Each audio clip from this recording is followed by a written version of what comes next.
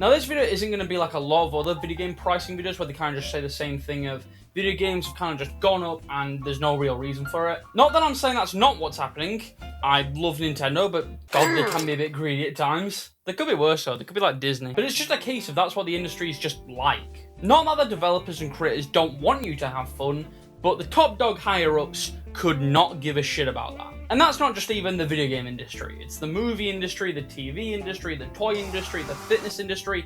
Pretty much everyone just wants your money. All industries just want to take your money away and couldn't give a shit about all else. And that's just how it is. But a lot of people have already talked about that, so I want to talk about what I consider to be some of the biggest problems when it comes to video game pricing.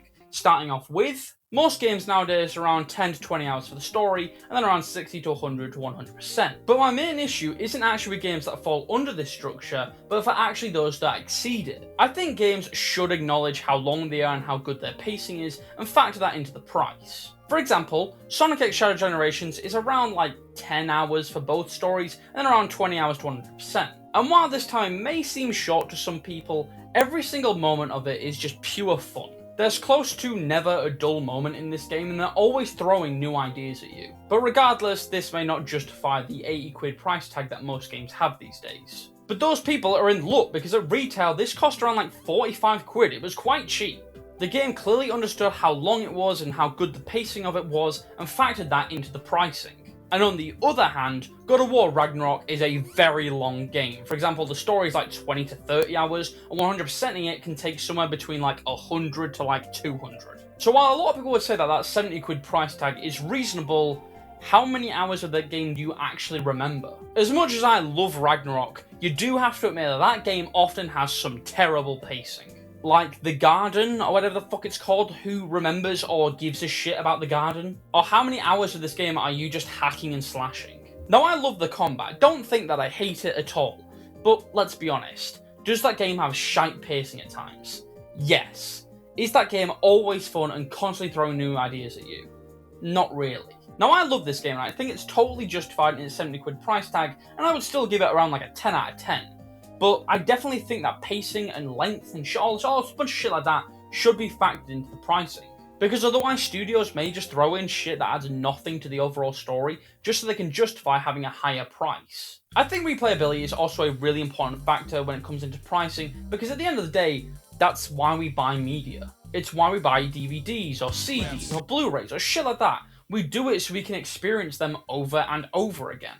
Like, let's say I buy a movie, like I go down to like a DVD shop or some shit and I buy a movie, and I put it in like the DVD player and I watch it, and right after I finish it, it fucking explodes. I think I'm justified in being a little pissed off. So that's why when pricing a game, I do think you should factor the replayability into it. Like, I've seen a lot of people complain about Resident Evil 9, saying it's not justifying its pricing, because for as good as that game is, it only took me like 6 hours to beat. But the reason I think the game is justified in costing that much is because of how replayable it is. Like, as soon as I beat the game, I went straight back into it and instantly beat it again because of just how replayable it was. But then you got stuff like the new difficulties, the challenges, beating the game without certain objects, stuff like that makes the game replayable. Stuff like that encourages me to play the game over and over again, thus justifying the price of the game. I think a better example of this is like Detroit Become Human. It does cost around 60 quid, which is expensive, but then you remember, there's almost 85 different endings in this game. And with that many stories being able to be told in something that's like equivalent to 60 tins of beans, which is like 27,000 beans, which is a lot of fucking beans. I don't know why I'm using a beans equivalent, but that's a steal. Or you got stuff like the Soul series, which lets you play the game in many different ways and drastically changes how you play it. So I think you must factor in how replayable the thing you're buying is,